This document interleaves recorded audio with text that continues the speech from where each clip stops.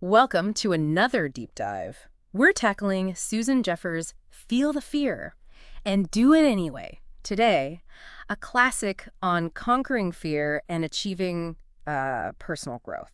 It's a good one. It is. I'm excited for this one. I remember as a kid always being told to be careful, be careful, be careful. Don't take risks. Don't step out of your comfort zone. Right. And I think this book really challenges that ingrained sense of fear. So I'm hoping we can kind of break free from that a little bit today. Well, the interesting thing about this book is that it actually argues that fear is universal. Mm-hmm. We all have it. It's not something to be ashamed of. Yeah. And it's definitely not something we should suppress. It's funny because I feel like just acknowledging that fear is natural could already be liberating for some people. Absolutely. But then there's that whole do it anyway part, right? Right. So it's not just about accepting fear. What's that about? Well, Dr. Jeffers, the author, she argues that we have a choice in how we hold our fear. Mm-hmm. We can hold it from a place of pain, which leads to helplessness and inaction. Right. Or we can hold it from a position of power, which allows us to make choices and move forward in spite of that fear. I see. So it's not about being fearless, but about choosing courage over being paralyzed, I guess. Yeah, exactly. That makes sense. Are there any examples in the book Oh, yeah, tons. that illustrate this? She talks about her fear classes. Oh, interesting. And she noticed something really interesting about the students in those classes. Okay. At first, everyone feels completely alone in their anxieties. Yeah. Like, I'm the only one who struggles with this. Yeah, totally. But then, as they start sharing their experiences, this really amazing shift occurs. Oh, I bet. It's like you realize, oh, wait, other people feel this too. Yes, exactly. I can only imagine how powerful that must feel in a room full of people. It's amazing. Yeah. And it's that realization that fear is a shared human experience that helps you move from pain to power. Okay. It's like that first step. So how do we make that shift from feeling powerless to embracing the power? Well, one of the key tools is something she calls the whole life grid. Whole life grid. Yeah, have you heard of this? It sounds familiar. Maybe so. It's a really simple but powerful exercise. Okay. Where you divide your life into different areas. Yeah. Work, relationships, personal growth, whatever. Okay, yeah. And you look at each one and ask yourself, am I giving 100% to this part of my life? That's an interesting way to think about it, because it's like, even if there is fear there, at least you're owning it. You know? Exactly, yeah. She gives a great example in the book about a woman named Sandy. Okay. Who was stuck in this temporary job that she hated. And instead of just like wallowing in misery, she decided to commit fully to the experience. Wow. So did she just magically manifest her dream job? Well, not magically, no. Okay. But by committing fully to the present moment, she actually started to enjoy her work. Really? She set daily goals, started interacting more positively with her colleagues. Huh.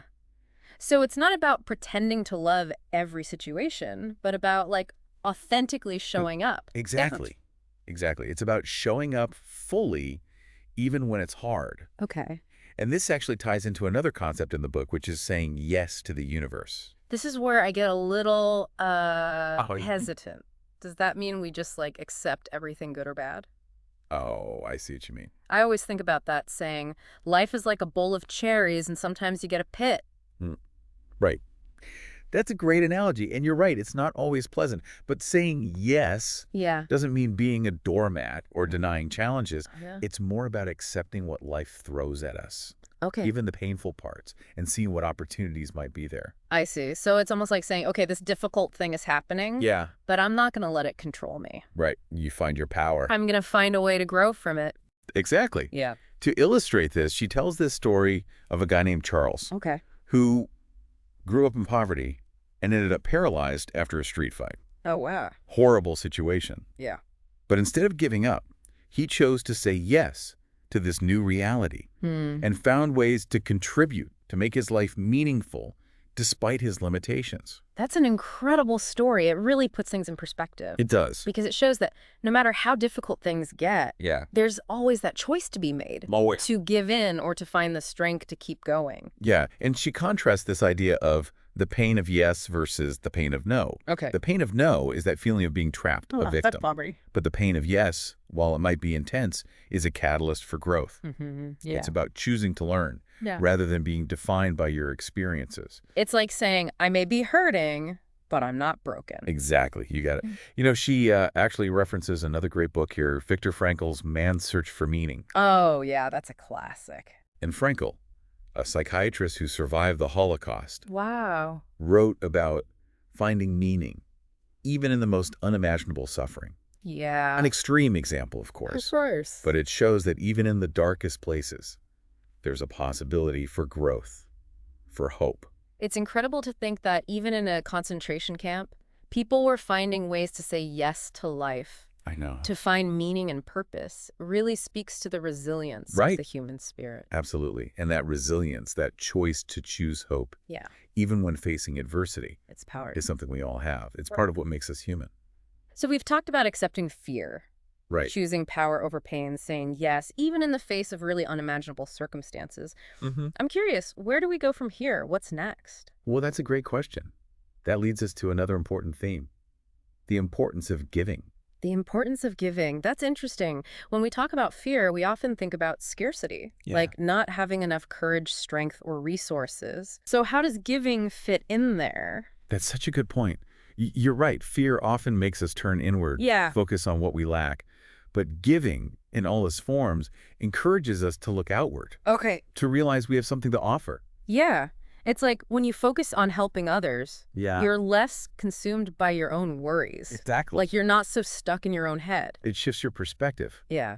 It's not just material giving, though. Oh, okay. It's about generosity of spirit. Yeah. Sharing time, knowledge, compassion, love. So are you saying that by giving to others, we actually empower ourselves to overcome our own fears? There's a beautiful reciprocity to it. In the book, Dr. Jeffers shares a story about a time when she was dealing with a lot of fear, professional insecurity. And instead of withdrawing, she made a conscious decision to focus on helping others in her field. That makes sense. She started sharing her knowledge more freely, offered support. I can only imagine that helped her own fear too, right? Absolutely. It helped her tap into her own strength and resilience. It's like sometimes the best way to help ourselves is to help others. Like we discover things we didn't know we had. It brings us to another important concept, the idea of the higher self. Ooh, the higher self. Have you encountered this idea before? Honestly, it has always sounded a bit too woo-woo to me. I get it. It can sound a bit esoteric. Yeah. But it's basically a source of inner wisdom, positive energy, strength that we all have within us. It's that part of us that's connected to something bigger. So not necessarily religious, but more about tapping into our best selves. Exactly. The book uses a great analogy about the conscious mind and the subconscious mind. Okay. Think of the conscious mind like the CEO, making decisions, giving instructions. Okay. And the subconscious mind is like the powerful workforce carrying out those instructions. I see. So if we keep telling ourselves negative things, then those beliefs are going to show up in our life. Exactly. But the good news is, if we feed our subconscious mind positive affirmations, it will start working to create those realities for us. But reprogramming our thinking. Yeah. The higher self is like the source code. The source code, I love that. For all that good stuff. Yeah. Strength, courage, wisdom, resilience, love. That's a good way to put it. So how do we connect with that?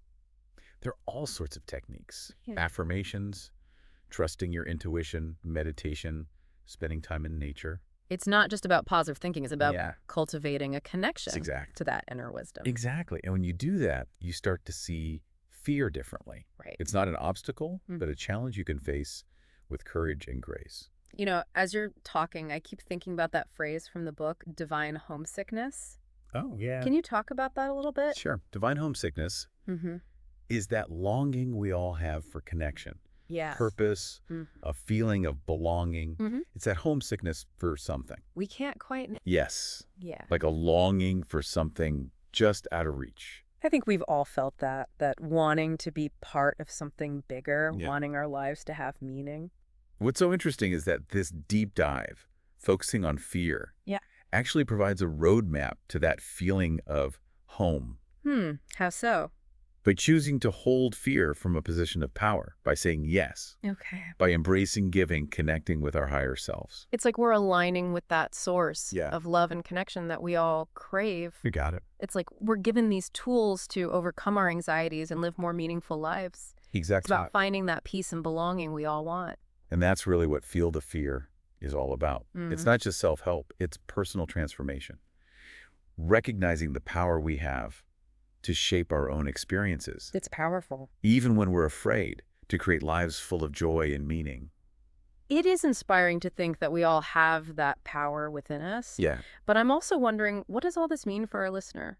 that's a great question. What's the one takeaway you hope they walk away with? I think for me, it's that idea of choice. Yes, We have the power to choose how we hold fear, exactly. whether it's from pain or from power. That's the core message. You can let fear paralyze you, or you can use it as fuel to grow. And the book really gives us the tools It does. to make that choice. It does. So for you listening, what's one small step you can take today? Oh, I love that you're asking them directly. Yeah. It doesn't have to be this huge thing. No, not at all. But what's one tiny step to push through fear and maybe live a little bit more fully? Exactly. It could be saying yes to something that scares you, or reaching out to someone, Yeah. maybe starting a gratitude practice, or just taking a moment to breathe. Those are all great ideas. The key is to take action, no matter how small, and keep moving forward. And for those who are ready to go even deeper, definitely check out Feel the Fear and do it anyway. Yes, such a good book. So many practical exercises and inspiring stories to help us on that journey. It's a good reminder that we're all in this together. Yeah. We all feel fear, but we also have the power to overcome it. That's right. And create these amazing, meaningful lives. Well, thank you for joining us on this deep dive into Feel the Fear and do it anyway. I hope you feel inspired to face the unknown and know that you have that strength within you. Keep exploring, keep learning, and keep choosing power over fear.